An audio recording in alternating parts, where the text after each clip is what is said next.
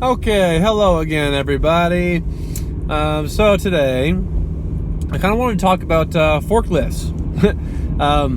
Not actually forklifts, but it helps me kind of get my point across.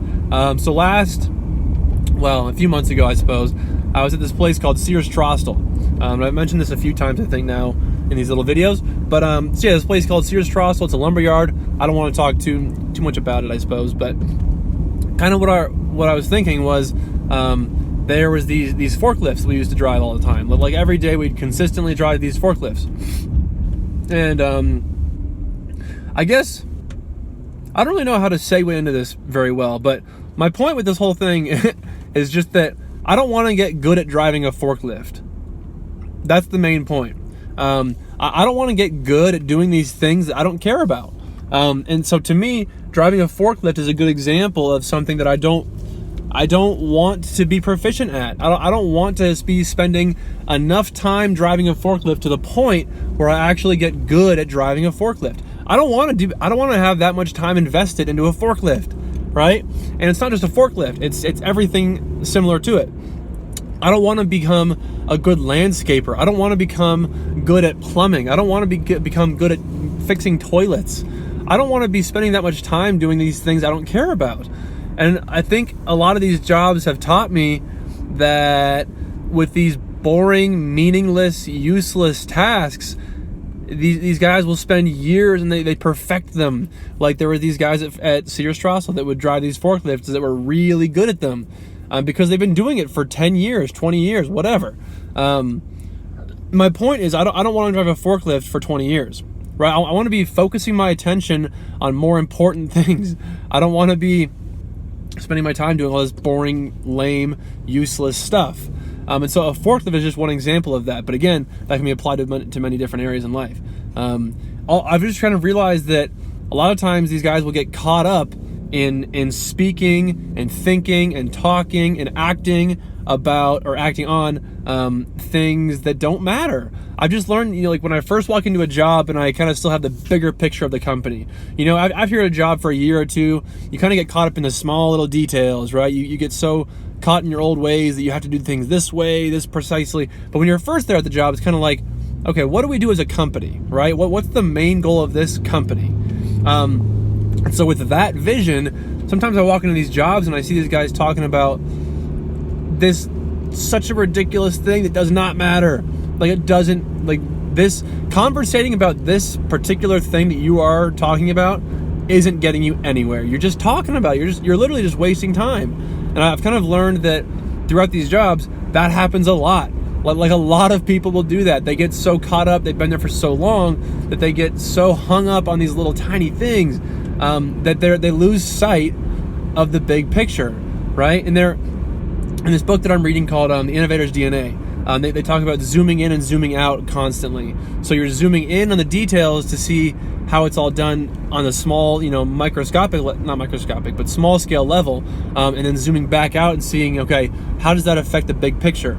And I think the problem with a lot of employees these days in a lot of different companies is they never zoom out. They're so zoomed in that all they can see is like a tiny, tiny little piece of the puzzle, right? So they get so caught up on these little things that they just space on everything else. And I think that's a dangerous thing because I'm catching myself wanting to go in circles again, kind of repeating myself.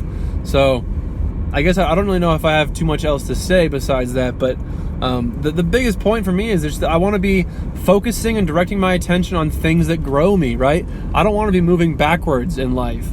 Or I didn't even want to be stagnant, like for sure not backwards, but also I don't want to be stagnant, right? I want to be moving forward every day. Right? I want to be learning something new every day. I want to be doing something new every day. I want to be progressing every single day. I'm not going to go. I was going to go for this little red light, didn't go. But I guess the point is that I don't want to be doing these, what's that word? Not remedial, meaningless, I'm forgetting the word right now, but I don't want to be spending time doing meaningless tasks. Trivial. That's what I was thinking of.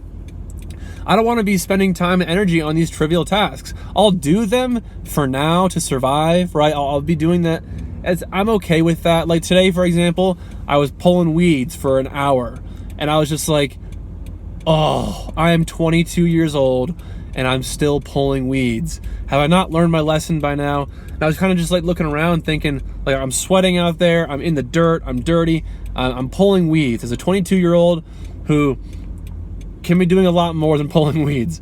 But I was just kind of thinking about that, and I was like, man, this is not what I want to be doing. And I looked around and I saw my employees, my coworkers, who were 2-3 times my age, not 3, but for sure 2 times my age, and they're doing the same thing. And it's like, have you not looked around a little bit? I really think that zooming in and zooming out, especially zooming out, I think is really important. You know, I learned this whole thing doing construction from my uncle once.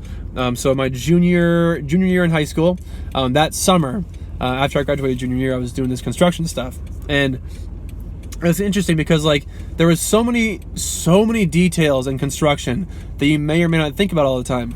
That from the smallest little thing to how to correctly screw in a screw, or like how to make that the most efficient way to screw in a screw, or whatever, or to hammer a nail in. There's like these really minute, tiny, small things that you could get caught up in, but I think if you're able to zoom out and think, okay, does that even matter? Does that even pertain to the big end goal? Because the end goal is to have a beautiful house in the end. Does it really matter how you're putting this nail in? Maybe it does, maybe it does not. I don't know.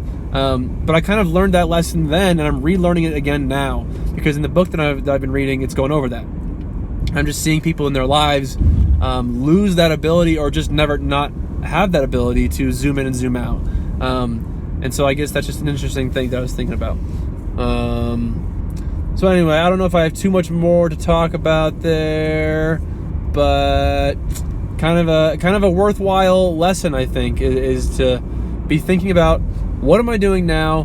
Does it matter? Because a lot of times you'll catch yourself and it's like you'll be busy doing something, and then you'll stop for a second and be like, wait, what am I doing? Why does it even matter? Or does it even matter? And sometimes it doesn't. Sometimes we just get like caught up and stuck doing this thing that literally doesn't matter. Like it won't grow you at all. It won't produce results at all.